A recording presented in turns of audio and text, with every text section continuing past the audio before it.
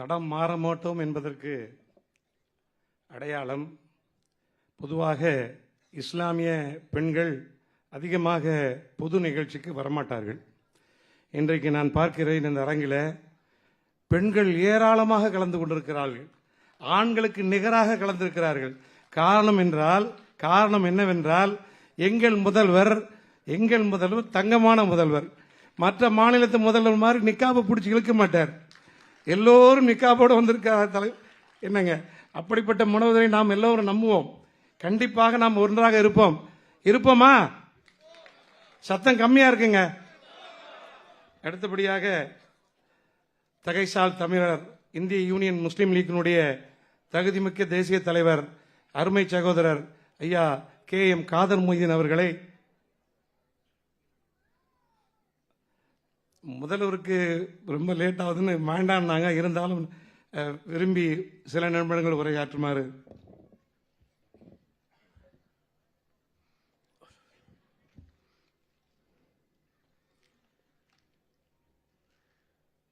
அளவற்றாளனும் நிகரற்ற அன்புடையவனுமாகிய எல்லாமல்ல இறைவனின் திருநாமம் போற்றி துவங்குகிறேன். இசை முரசு நாவூர் EM அனிஃபா அவர்களுடைய 100ஆண்டு விழா ஏற்பாடு செய்து அதில் பங்கேற்று சிறப்பிக்க வந்து இந்த மேடையில் அமர்ந்திருக்கக்கூடிய தங்க தமிழகத்தின் பொங்கு புகழ் பெற்று வரும்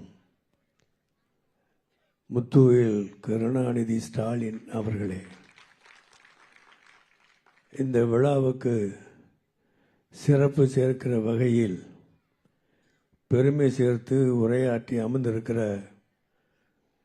திராவிட கழகத்தினுடைய மானமிகு தலைவர் தகைசால் தமிழர் மணி ஐயா அவர்களே, அருமை நண்பர் திண்டுக்கல் லியோனி அவர்களே, விழாவை ஏற்பாடு செய்த அருமை சகோதரர் அப்பல்லோ அனிஃபா அவர்களே, வாழ்த்துறை வழங்கி அமர்ந்திருக்கிற ஆலூர் நவாஸ் MLA அவர்களே, இங்கே திரளாக வருகை புரிந்து விழாவுக்கு பெருமை சேர்த்து கொண்டிருக்கிற தமிழகத்தினுடைய இந்து அறநிலைத்துறை மரியாதைக்குரிய மாண்புமிகு அமைச்சர், அனைவரையும் சேகரம் செய்யக்கூடிய ஆற்றல் மிக்க சேகர் பாபு அவர்களே, திரளாக பெரும் பங்கேற்று வகிர்ந்திருக்கிற சமுதாய பெரியவர்களே, அருமை தாய்மார்களே, அன்பு சகோதரர்களே, என்னை திடீரென்று இதற்கு தலைமை தாங்க அருமை நண்பர் அப்பல்லோ அனிஃபா அவர்கள் பணித்து என்னை இங்கே நிறுத்தியிருக்கிறார். மாண்புமிகு முதல்வர் அவர்கள் இந்த விழாவை நிறைவு செய்துவிட்டு வேறொரு முக்கியமான விழாவுக்கு செய்ய வேண்டிய அவசரத்தில் இருக்கிற இந்த நிலையில் இப்படிப்பட்ட விழாவுக்கு நாம் எல்லாம் வருகை தந்து இதில் பங்கேற்று சிறப்பித்துக் கொண்டிருக்கிறோம். இசை முரசு நாகூர் அனிஃபா அவர்களோடு சிறுபிள்ளையிலிருந்து என்னோடு அவர் தொடர்பு கொண்டவர். இந்திய யூனியன் முஸ்லீம் லீக்கிலே உள்ள அனைத்து தலைவர்களோடும் மிக நெருக்கமாக இருந்தவர். சிராஜ் மில்லத் அப்துல் சமது சாஹிப் அவர்களும், மறுமலர்ச்சி ஆசிரியர் நாடறிந்த நாவலர் முகமது யூசுப் சாஹிப் அவர்களும், நாகூர் அனிஃபா அவர்களும் மாப்பிள்ளை தோழர்களாக விளங்கியவர்கள். அனிஃபா அண்ணனிடத்தில் ஒரு முறை சேலத்தில் இருந்து திருச்சி வழியாக நாகூருக்கு போகிற பயணத்தில் அவரோடு பயணித்து கொண்டிருந்தேன். அப்பொழுது உங்கள் வரலாறை சொல்லுங்கள் என்று கேட்ட பொழுது, என் வரலாறுலாம் எழுத முடியாது, எங்கள் தாயார் சொல்லுவார்கள். காயிதே ஆசம் முகமது அலி ஜின்னா அவர்கள் பிறந்த டிசம்பர் 25ஆம் தேதி நான் பிறந்தேன் என்று என்ற தாயார் சொல்வார்கள் என்று சொன்னார். ஆக அந்த காலத்தில் குடும்ப பெண்கள் கூட அரசியலை பற்றி மிக தெளிவாக புரிந்திருக்கிறார் என்பதை அவர் பேச்சு மூலமாக நான் அறிந்தேன். அண்ணன் நாகூர் அனிபா அவர்கள் பாடுவரக்கூடிய அத்தனை பாடல்களும் நாகூர் புலவர் ஆபிதீன் ஆரம்பித்து இறுதியாக அருமை நண்பர்கள் பல பேர் அவர்களுக்காக பாடல் எழுதி தந்திருக்கிறார். அதில் அதிகமான பாடலை எழுதியவர்கள் முஸ்லீம் லீகுடைய பாடல்கள், முஸ்லீம் லீகுடைய கவிஞர்கள். அதில் மிக முக்கியமாக ஒன்று சொல்ல வேண்டும் என்று சொன்னால், கலைஞர் அவர்களை பற்றி 1954ஆம் ஆண்டு அவர் சிறை மீண்டு வந்த பொழுது திருவாரூரிலே அவருக்காக பாராட்டு விழா நடத்தியது. அந்த பாராட்டு விழாவிலே கலந்து கொண்ட கூத்தாநல்லூர் சரணபாஸ்கர் என்கிற அகமது அவர்கள்தான் இந்த கள்ளக்கொடி கொண்ட கருணாநிதி வாழ்க என்ற பாடலை இயற்றி அந்த விழாவிலே பாடியதாக ஒரு தகவல் எங்களுக்கு வந்து கொண்டிருந்தது. அவருடைய வாழ்க்கை வரலாற்றிலே அதுவும் இடம்பெற்றிருப்பதை நான் அறிந்திருக்கின்றேன். அவர்களுடைய பாடல்கள் எழுதிய அத்தனை பேரும் ஏறத்தாழ தமிழ்நாட்டிலே 30-40 கவிஞர்கள் இருப்பார்கள். அதிலே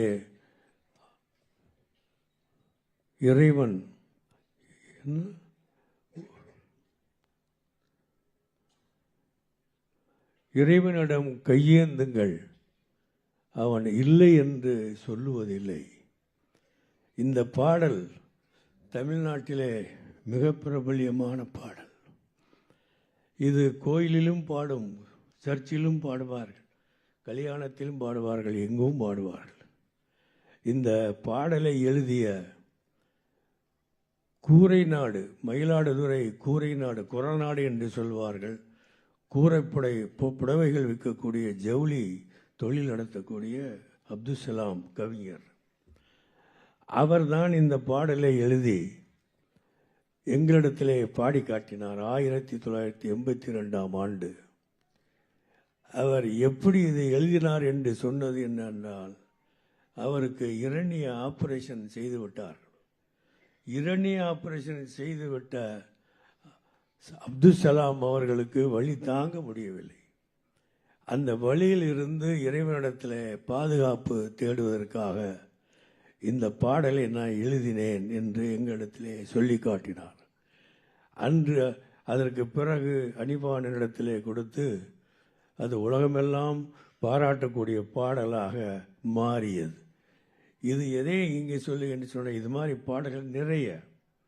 சரணபாஸ்கர் எழுதி அல்லாவை தவிர யாருக்கும் அஞ்சிடாத சிங்கங்கள், அண்ணல் நபி வழியில் அணிவகுத்து செல்லுங்கள் என்ற பாடல். இந்த பாடலை பாடிவிட்டு சொல்லுங்கள், நில்லுங்கள், எழுந்து நில்லுங்கள், சொல்லுங்கள், நாரே தக்பீர் அல்லாஹ் அக்பர் என்று சொல்லுங்கள் என்று இந்த பாடல் வருகிறது. நாரே தக்பீர் அல்லாஹ் அக்பர் சொல்லிவிட்டு அடுத்த அரி முஸ்லீம் லீக் ஜிந்தாபாத் என்று அதில் இருக்கிறது. சரணபாஸ்கர் எழுதிய பாடல் வரி இதுதான். அல்லாவை தவிர யாருக்கும் அஞ்சிடாத சிங்கங்கள், அண்ணல் நபி வழியில் அணிவகுத்து செல்லுங்கள், சொல்லுங்கள் தக்பீர் சொல்லுங்கள், நாரே தக்பீர் அல்லாஹ் அக்பர், முஸ்லீம் லீக் ஜிந்தாபாத் என்ற வரி. அனிபா அண்ணன் அவர்கள் இந்த பாடலை தமிழ்நாடு முழுவதும் பாடுவார். ஆனால் கடைசியில் முஸ்லீம் லீக் ஜிந்தாபாத் என்று சொல்ல மாட்டார். ஒரு காலத்தில் கமுதியில் நடந்த மாநாட்டில் இந்த முஸ்லீம் லீக் ஜிந்தாபாத் என்று ஏன் சொல்ல மாட்டீர்கள் என்று சொல்லி நாவலை யூசுப் சாப் பிரச்சனை கிளப்பிய போது, இனி வரை முஸ்லீம் லீக் மேடைகளை கூப்பிடவே கூடாது என்று அவர் சொல்ல, இல்லை இது நான் பாட மாட்டேன், ஏனென்றால் அண்ணா அவர்கள் தோற்றுவித்திருக்கக்கூடிய கலைஞர்கள் வழிநடத்தி கொண்டிருக்கின்ற திராவிட முன்னேற்ற கழகத்திலே இருக்கிற காரணத்தினாலே நான் முஸ்லீம் லீக் ஜிந்தாபாத் என்று நான் ஒருபோதும் சொல்ல மாட்டேன் என்று சொன்னார். இது ஏதோ அவரை தாழ்மைப்படுத்துவதற்காக சொல்லதல்ல. அவர் இருந்த கொள்கையில எவ்வளவு உறுதியாகவும் தெளிவாகவும் இருந்தார், லட்சிய பிடிப்போடு இருந்தார் என்பதற்கு ஒரு வழிகாட்டுதலாக, ஒரு அனுபவமாக நான் இதனை மேற்கோள் காட்டுகிறேன். ஒன்றை சொல்லி நிறைவு செய்வேன். சொல்லுங்கள், நில்லுங்கள், நிமிர்ந்து நில்லுங்கள், சொல்லுங்கள், தக்பீர் சொல்லுங்கள், நாரே தக்பீர், அல்லாஹ் அக்பர் என்று. இது தமிழ்நாட்டிலே உள்ள அவர் கலந்து கொண்ட எந்த ஒரு மேடையாக இருந்தாலும், அந்த மேடையிலே முஸ்லீம்கள் ஒரு 2000 100 பேர் இருக்கலாம், 200 பேர் இருக்கலாம். மற்ற சமுதாயங்களைச் சேர்ந்த அத்தனை பேரும் அதில் 2000, 3000, 5000, 10,000 என்று கலந்து கொள்வார். இந்த பாடலை பாடிவிட்டு அனிபா அண்ணன் அவர்கள் சொல்லுங்கள் நாரே தக்பீர், அல்லாஹ் அக்பர் என்று சொன்னவுடன் 10,000, 20,000 மக்களும் ஒரே குரலில் நாரே தக்பீர் சொன்னவுடன் அல்லாஹ் அக்பர் என்று கத்துவார். இந்த அல்லாஹ் அக்பர் என்ற சொல் தமிழகத்தில் எல்லா மக்களுக்கும் தெரிந்த ஒரு சொல்லாகிவிட்டது. அதனை பரப்பிய பெருமை நாகூர் அனிபா அவர்களுக்கு சாரம். 5 வேளை பாங்கு சொல்வதை கேட்பார்கள். ஆனால் நாரே தக்பீர், அல்லாஹ் அக்பர் என்று இந்த முழக்கத்தை தமிழகத்திலே உள்ள எல்லா மக்களும் உச்சரிக்கக்கூடிய பல்லாயிரக்கணக்கான சமுதாய மக்கள், எல்லா சமுதாயத்தையும் சேர்ந்தவர்கள் பரப்பக்கூடிய சொல்லக்கூடிய ஒரு ஆற்றல் தமிழகத்தில் தான் இருந்தது. 10 ஆண்டுகளுக்கு முன்பு பீகார் ஷெரீப் என்கிற பீகாரிலே உள்ள இடத்துல வெளிநாட்டுக்கு போன முஸ்லிம்கள் பணம் சேர்த்து அந்த கிராமத்தில் பள்ளிவாசல் கட்டி, பள்ளிவாசல் திறப்பு விழா வெள்ளிக்கிழமை நடந்து உடனே பள்ளிவாசலில் இருந்து பாங்கு சொன்னார்கள். பாங்கு சொன்னவுடன் அந்த பாங்கு சத்தத்தை கேட்ட அந்த ஊரிலே உள்ள பீகார் ஷெரீஃபில் உள்ள முஸ்லிம் அல்லாதவர்கள், ஆகா, முஸ்லிம்கள் எல்லாம் நம் மீது படையெடுத்து வருகிறார்களே, ஆக படையெடுத்து வரக்கூடிய இது அறிவிப்பை செய்து விட்டார்களே என்று சொல்லி அந்த விழாவுக்கு, பள்ளிவாசல் திறப்பு விழாவுக்கு எதிராக ஊர் மக்களே திரண்டு போய் அதில் 4-5 பேர் இறந்து போனது வரலாறு எனக்கு தெரியும். அதில் எதற்காக நாங்கள் போனதும் உண்டு, அங்கே சமாதானப்படுத்திய காரணமும் உண்டு. இது ஏன் இங்கே சொல்லு என்று சொன்னால், முஸ்லீம் லீக் நாரே தக்பீர், அல்லாஹ் அக்பர், அல்லாஹ் அக்பர் என்ற அந்த வாசகம் வடநாட்டிலே இன்னும் கூட அது முஸ்லீம்கள் அத்தனை பேரும் நமக்கு எதிராக கிளப்பக்கூடிய ஒரு சுலோகம் என்று நினைத்து கொண்டிருக்கிற இந்த காலத்தில் தமிழ்நாட்டிலே உள்ள வாழக்கூடிய மக்கள் அத்தனை பேரும், இங்கு உள்ள அனைவரும் நாரே தக்பீர் என்றால் அல்லாஹ் அக்பர் என்று ஆயிரக்கணக்கான மக்கள் சொல்லக்கூடிய காட்சியை இந்த தமிழகத்திலே பார்க்கிறோம். காரணம், இந்த தமிழ் பூமி நல்லிணக்கத்துடைய பூமி. இந்த நல்லிணக்கம் தொடர்ந்து நீடிக்க வேண்டும் என்கிற அடிப்படையிலே தான் தமிழகம் காட்டக்கூடிய இந்த நல்லிணக்கம் அதோடைய தங்க தமிழ்நாட்டில் பொங்கு புகழ் பெற்று வரும் நமது மாண்புமிகு முதலமைச்சர் அவருடைய காலத்தில் இந்த நல்லிணக்கம் மேன்மேலும் சிறந்து வழங்கி கொண்டிருக்கிறது. இப்படிப்பட்ட நல்லிணக்கம் தமிழ்நாடு காட்டக்கூடிய இந்த நல்லிணக்கம் தமிழ்நாடு கடந்து வட மாநிலங்களுக்கும் செல்லக்கூடிய காலம் வரும். அப்படி வருகிற காலத்தை உருவாக்கக்கூடிய பொறுமையும் கடமையும் நம் அனைவருக்கும் இருக்கிறது. எல்லோரும் இங்கே சொன்னது மாதிரி 26ஆம் ஆண்டில் நடக்க போகிற ஜனநாயக தேர்தலில் தமிழகத்திலே உள்ள அனைத்து சமுதாய மக்களும் இந்த நல்லிணக்கத்திற்காக பாடுபடக்கூடிய ஸ்டாலின், நமது மாண்புமிகு முதலமைச்சர் ஸ்டாலின் அவர்களை முன்னிலைப்படுத்தி தமிழ்நாட்டுடைய முன்னிலையாக இல்லை, இந்தியாவுக்கு மாடலாக, திராவிட மாடல் என்பது தமிழகத்துக்கு மட்டுமல்ல இந்தியாவுக்கு உள்ள மாடல் இதுதான் என்று சொல்லக்கூடிய அளவுக்கு நாம் அத்தனை பேரும் நல்லிணக்கத்தை நிலைநிறுத்தக்கூடிய காட்சியை பார்ப்போம். அதற்காக பாடுபடுவோம். அதிலே முழுமூச்சாக நின்று வெற்றி பெற வேண்டும் என்பதை பணிபொன்போடு உங்களை கேட்டுக்கொண்டு இந்த நல்ல விழாவை ஏற்பாடு செய்த அனைத்து சமுதாய மக்களுக்கும், ஆதரவு கொடுத்திருக்கிற அனைத்து பெருமக்களுக்கும் எனது நன்றியை வாழ்த்தையும் சொல்லி, எல்லாமல்ல இறைவனுடைய பேரருளை கொண்டு இந்த விழாவின் அடிப்படையில் நடந்து கொண்டிருக்கிற அத்தனையும் தமிழ்நாட்டிலே புதிய எழுச்சியை உருவாக்க முடியும் என்ற நம்பிக்கை நம் அனைவருக்கும் இருக்கிறது.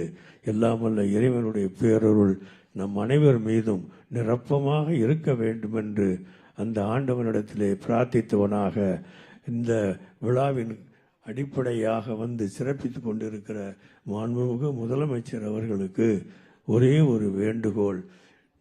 இசைமுரசு நாகூர் அனிபா அண்ணன் அவர்கள் பெயரால் இசை விழா நடத்தி கொண்டிருக்கிற, இசை மொழிந்து கொண்டிருக்கிற, இசைக்காக குரல் கொடுத்து கொண்டிருக்கிற தமிழ்நாட்டிலே உள்ள அவரை பின்பற்றி இசைத்து கொண்டிருக்கிற இசைஞர்களுக்கு ஒரு விருதை இசை முரசு ஈயம் அனிபா விருது என்று வழங்கி சிறப்பித்தால் மிகப்பெரிய பாராட்டுக்குரியதாக இருக்கும். அதனையும் நீங்கள் ஆலோசித்து ஒரு நல்ல முடிவை செய்ய வேண்டும் என்று பணிவோடு கேட்டு நிறைவு செய்கிறேன். நன்றி, வணக்கம், சலாம். நாரே தக்பீர். இசை முரசு நாகூர் ஹனீஃபா அவர்களுடைய குடும்பத்தாரை சிறப்பு செய்யக்கூடிய நிகழ்வு.